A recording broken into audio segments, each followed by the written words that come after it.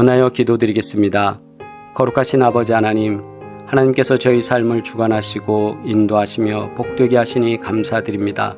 언제나 우리를 눈동자와 같이 보호하여 주시고 우리 식구들 모두를 하나님 은혜 가운데 지켜주셨으니 감사드립니다. 모두 주님 은혜 안에서 강건하게 하여 주시고 주님께서 원하시는 뜻과 비전 안에서 우리가 삶을 살아갈 수 있도록 도우시고 역사하여 주시옵소서. 특별히 아버지 하나님, 기도하는 제목들 속에 하나님의 응답과 하나님의 계획, 하나님의 인도하심이 있기를 간절히 바라오니 주여 우리 가정의 모든 식구들을 기억하시고 인도하셔서 하나님 비전 안에 있게 하여 주시옵소서. 이 한 주간 고난주간으로 저희들이 보내며 예수 그리스도의 십자가, 그 사랑을 깊이 묵상하며 그 말씀에 감사하며 살아갑니다. 주님, 베풀어 주신 은혜 감사합니다. 구원하여 주신 사랑 감사합니다. 예수님의 희생에 모자르지 않도록 언제나 열심히 충성다하는 우리의 삶이 되게 하여 주시옵소서. 감사하며 예수 그리스도의 이름으로 기도드리옵나이다. 아멘. 온 가족이 주께 예배드리는 주만 예배의 시간입니다. 오늘도 고난주간을 맞이해서 함께 하나님의 말씀을 묵상하고 예배드릴 때 하나님의 은혜와 평강이 함께 하시기를 간절히 바랍니다. 하나님의 말씀입니다. 누가복음 23장 32절로 49절 말씀 함께 합독하시겠습니다. 또 다른 두 행악자도 사형을 받게 되어 예수와 함께 끌려가니라. 해골이라 하는 곳에 이르러 거기서 예수를 십자가에 못 박고 두 행악자도 그렇게 하니 하나는 우편에 하나는 좌편에 있더라. 이에 예수께서 이르시되 아버지, 저들을 사하여 주옵소서. 자기들이 하는 것을 알지 못함이니이다 하시더라. 그들이 그의 옷을 나눠 제비 뽑을세. 백성은 서서 구경하는데 관리들은 비웃어 이르되 저가 남을 구원하였으니 만일 하나님이 택하신 자 그리스도이면 자신도 구원할지어다 하고 군인들도 희롱하면서 나와 신 포도주를 주며 이르되 네가 만일 유대인의 왕이면 네가 너를 구원하라 하더라. 그의 위에 이는 유대인의 왕이라 쓴 패가 있더라. 달린 행악자 중 하나는 비방하여 이르되 네가 그리스도가 아니냐, 너와 우리를 구원하라 하되 하나는 그 사람을 꾸짖어 이르되 내가 동일한 정죄를 받고서도 하나님을 두려워하지 아니하느냐. 우리는 우리가 행한 일에 상당한 보응을 받은 것이니 이에 당연한 거니와 이 사람이 행한 것은 옳지 않은 것이 없느니라 하고 이르되 예수여, 당신의 나라에 임하실 때에 나를 기억하소서 하니 예수께서 이르시되 내가 진실로 내게 이르노니 오늘 네가 나와 함께 낙원에 있으리라 하시니라. 때가 제6시쯤 되어 해가 빛을 잃고 온 땅에 어둠이 임하여 제9시까지 계속하며 성소의 휘장이 한가운데가 찢어지더라. 예수께서 큰 소리로 불러 이르시되 아버지, 내 영혼을 아버지 손에 부탁하나이다 하고 이 말씀을 하신 후 숨지시니라. 백부장이 그 된 일을 보고 하나님께 영광을 돌려 이르되 이 사람은 정녕 의인이었도다 하고 이를 구경하러 모인 무리도 그 된 일을 보고 다 가슴을 치며 돌아가고 예수를 아는 자들과 갈릴리로부터 따라온 여자들도 다 멀리 서서 이 일을 바라보니라. 아멘. 주신 말씀을 통해서 십자가에 달리신 예수, 끝까지 사랑하신 주님이라는 주제로 함께 말씀 나누겠습니다. 이번 설교는 누가복음 23장 32절로 49절의 본문으로 예수님께서 십자가에 달리신 사건을 통해 구원의 완성, 용서와 중보의 사랑, 그리고 하나님의 침묵 속 사랑을 깊이 묵상하고자 합니다. 사순절의 여정이 이제 십자가의 중심으로 점점 이르러가고 있습니다. 겟세마네 동산에서의 기도를 마친 예수님은 우리가 알듯이 체포되셨고 모욕과 채찍 또 불의한 재판과 군중의 조롱 속에 골고다 언덕으로 향하고 계십니다. 그곳에서 예수님은 두 강도 사이에 십자가에 못 박혔습니다. 십자가는 로마 제국의 가장 잔인한 형벌입니다. 인간이 인간에게 가할 수 있는 가장 모욕적인 죽음의 방식이었습니다. 그러나 하나님은 그 형벌의 도구를 구원의 길로 바꾸셨습니다. 오늘 본문은 그 결정적인 장면, 즉 예수께서 십자가에 달리셔서 죽음으로 사랑을 완성하시는 장면을 저희들에게 전해주고 계십니다. 누가는 이 장면을 다른 복음서보다 부드럽고 자비롭게 기록하고 있습니다.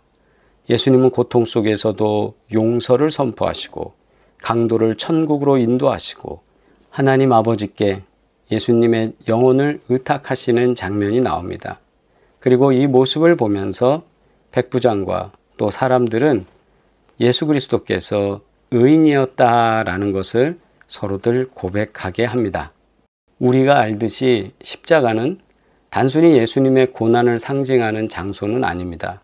그것은 하나님의 사랑이 가장 명확하게 드러나는 자리입니다. 예수님의 순종이 완성된 자리입니다. 그리고 또한 인류를 향한 모든 사람들을 향한 하나님의 구원이 역사적으로 성취되는 자리입니다.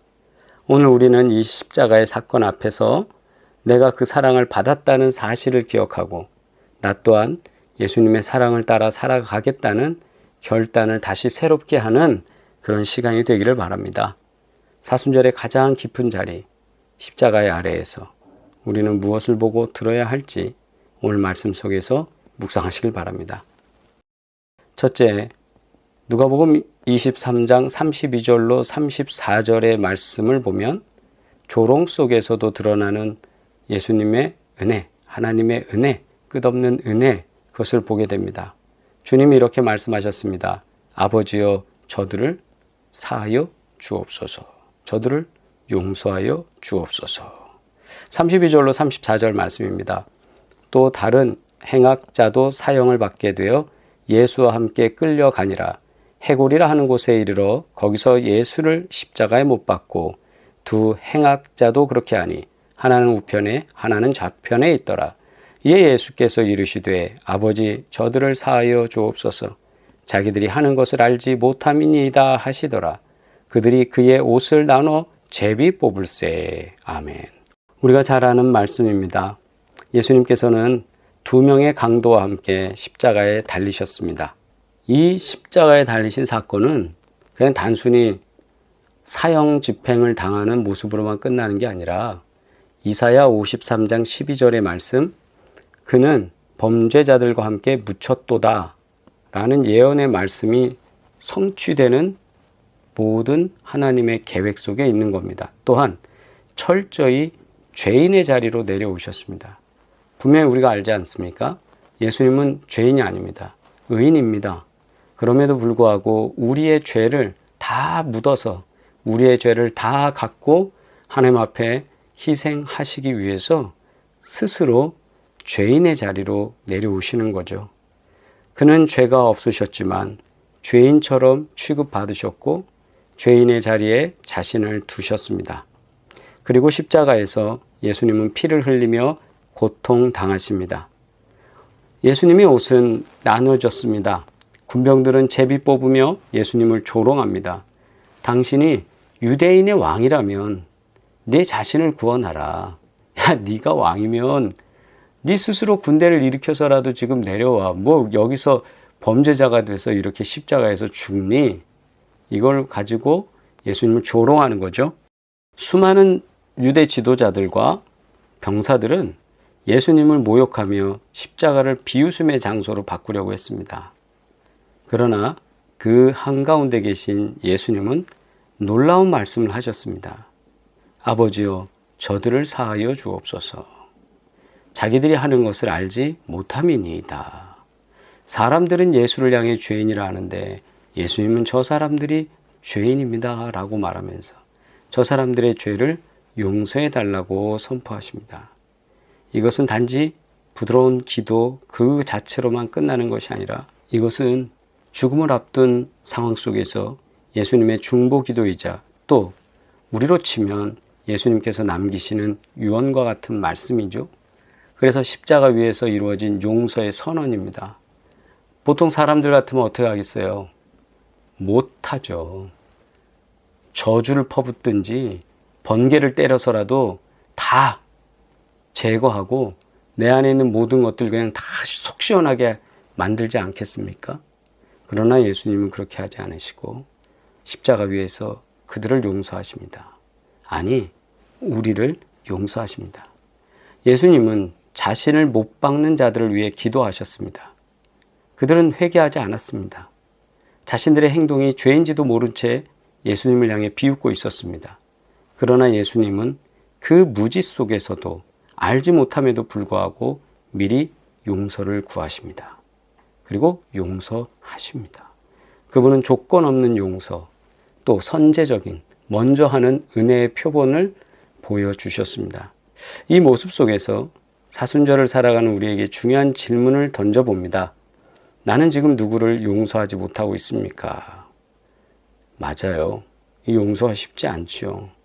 내가 받은 용서 그리고 그 은혜를 다른 사람에게 흘려보내지 못하고 있지는 않는가. 참 이게 답답한 문제거든요. 십자가는 우리가 누구를 미워할 권리가 없다는 것을, 오직 용서와 사랑으로 살아야 할 존재임을 선포하는 자리이기도 합니다. 그래서 예수님의 이 한마디가 지금도 우리의 심령에 들리기를 원합니다. 아버지여, 저들을 사하여 주옵소서. 둘째, 구원을 선포하시는 예수님을 우리는 39절로 43절에서 볼 수 있습니다. 달린 행악자 중 하나는 비방하여 이르되 네가 그리스도가 아니냐, 너와 우리를 구원하라 하되, 죄인 하나가 예수님한테 명령하는 거죠. 하나는 그 사람을 꾸짖어 이르되 네가 동일한 정죄를 받고서도 야, 네가 죄인으로서 그런 말을 하니 하나님이 두렵지도 않냐? 이 말이죠. 하나님을 두려워하지 아니하느냐. 우리는 우리가 행한 일에 상당한 보응을 받는 것이니 이에 당연하거니와 이 사람이 행한 것은 옳지 않은 것이 없느니라 하고 이르되 예수여, 당신의 나라에 임하실 때에 나를 기억하소서 하니 예수께서 이르시되 내가 진실로 내게 이르노니 오늘 네가 나와 함께 낙원에 있으리라 하시니라. 아멘. 말씀 속에서 오늘 내가 너와 함께 낙원에 있으리라 말씀하시며 구원을 선포하신 예수님을 보는데요. 예수님의 양옆에는 두 명의 강도가 함께 달려 있었습니다. 이들은 같은 고통을 겪고 있었습니다. 얼마나 힘들었겠습니까? 못이 손에 박히고 팔목에서 그 통증을 경험하게 되고 몸무게가 자꾸 그 통증을 더 아프게 강화시키는 역할을 하고 있기 때문에 사람이 점점 축축축축 처지면서 밑으로 내려오게 되겠죠. 그러면 박혀있는 손과 발, 못이 박혀있는 곳들은 얼마나 아프겠습니까? 그리고 몸에서는 계속적으로 땡볕 속에서 오는 갈증과 피가 마르는 것 같은 그 고통이 계속 죄인들에게 임하고 있을 것입니다. 그 상황 속에서 같은 고통을 겪고 있는 이 죄인들, 강도들이 예수님을 바라보는 태도는 근데 두 사람이 달랐어요. 한 사람은 예수님을 조롱하며 말합니다. 당신이 그리스도라면 우리를 구원하라. 그는 고통을 면하고자 하는 자기중심적인 요청, 그러면서도 타인에 대해서 계속 비방하면서 아직까지도 진지하게 자신의 죄를 회개하지 못하는 진짜 죄인이죠. 네, 그런 죄의 모습, 인간적 모습을 그대로 보여주고 있습니다. 그러나 또 다른 강도는 예수님을 향해 말합니다. 우리는 죄에 합당한 형벌을 받지만 이분은 아무 죄가 없으시다. 그리고 예수여, 당신의 나라에 임하실 때 나를 기억하소서라고 간구합니다. 그는 깨달았습니다. 죄에 합당한 형벌을 받고 있다. 자신이 강도짓을 했기에, 범죄를 저질렀기에 범죄에 대한 죄값을 치르고 있는 것이다. 그러나 예수님은 그것이 아니기 때문에 예수님께 예수여, 당신의 나라에 임하실 때 나를 기억하소서라고 하면서 예수님이 누군지 깨달았습니다. 이것이 두 강도가 바라보는 예수에 대한 시각의 차이인데 이 차이는 어마어마하게 큰 것입니다. 예수님의 대답은 복음 전체를 요약하는 말씀으로 선포하십니다. 오늘 네가 나와 함께 낙원에 있으리라. 이 한마디는 십자가 위에서 벌어진 가장 놀라운 구원의 선언입니다. 그 죄인은 회개했고 예수님의 권세를 믿었습니다. 그 믿음은 즉각적으로 구원의 약속으로 연결되었습니다. 이 모습 속에서 사순절을 살아가는 우리에게 복음의 본질을 다시 깨닫게 하고 계시는 줄 믿습니다. 구원은 공로가 아니라 은혜로 주어지는 선물입니다. 회개의 고백과 믿음으로 지금도 즉시 임할 수 있는 하나님의 은총이라는 것이죠. 또한 예수님은 죽어가는 한 죄인과 함께 낙원을 약속하시며 자신의 고통 중에도 타인의 영혼을 생각하는 중보자로서 사명을 놓치지 아니하시고 선포하십니다. 사순절의 마지막을 향해 가며 이 강도처럼 고백하고 예수님의 나라, 하나님의 나라를 사모하는 그 믿음이 우리 안에 살아나기를 간절히 원합니다. 셋째, 하나님 앞에 드려진 순종입니다. 주님께서는 아버지여 내 영혼을 부탁하나이다 이렇게 아버지께 기도합니다. 때가 제6시쯤 되어 해가 빛을 잃고 온 땅에 어둠이 임하여 제9시까지 계속하며 성소의 휘장이 한가운데가 찢어지더라. 예수께서 큰 소리로 불러 이르시되 아버지 내 영혼을 아버지 손에 부탁하나이다 하고 이 말씀을 하신 후 숨지시니라. 백부장이 그 된 일을 보고 아버지께 영광을 돌려 이르되 이 사람은 정녕 의인이었도다 하고 이를 구경하러 모인 무리도 그 된 일을 보고 다 가슴을 치며 돌아가고 예수를 아는 자들과 갈릴리로부터 따라온 여자들도 다 멀리 서서 이 일을 보니라. 아멘. 정오부터 온 땅에 어둠이 임하기 시작합니다. 이는 단순한 일찍 현상이 아니라 하나님의 침묵과 진노가 표현되는 종말적 사건의 상징입니다. 성전의 휘장이 위에서 아래로 찢겨졌습니다. 이는 하나님과 인간 사이에 가로막혀 있던 장벽이 예수님의 죽음을 통해 제거되었다라는 것을 상징하고 나타내는 것입니다. 그리고 예수님은 마지막으로 큰 소리로 부르짖습니다. 아버지여, 내 영혼을 아버지 손에 부탁하나이다. 이 말씀은 시편 31편 5절을 인용한 것으로 유대인들이 죽음을 앞둔 때에 외우던 기도입니다. 죽기 직전에 아버지께 자신을 맡기는, 의탁하는 그런 기도입니다.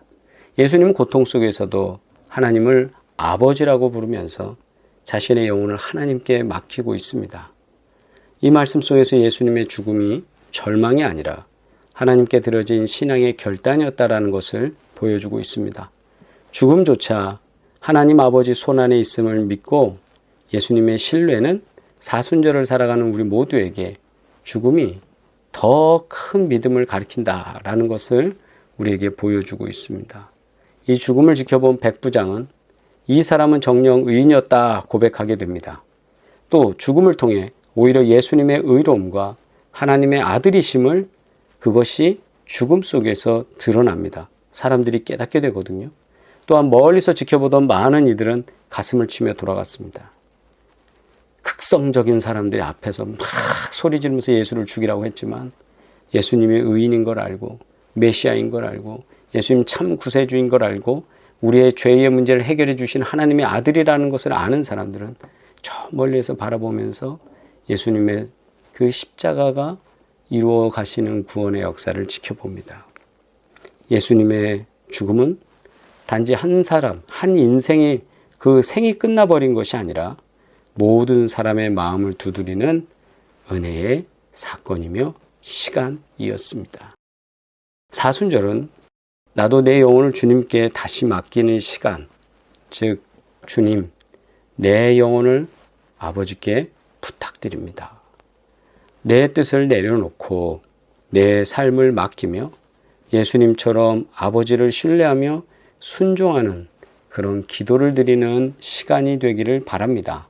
말씀 속에서 예수님의 십자가는 고통과 죽음의 상징이면서 동시에 그 죽음이 사랑과 구원의 완성으로 우리에게 나타나는 사건입니다.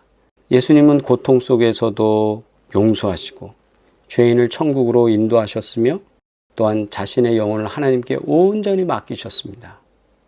예수님은 끝까지 사랑하셨고 또 끝까지 순종하셨습니다.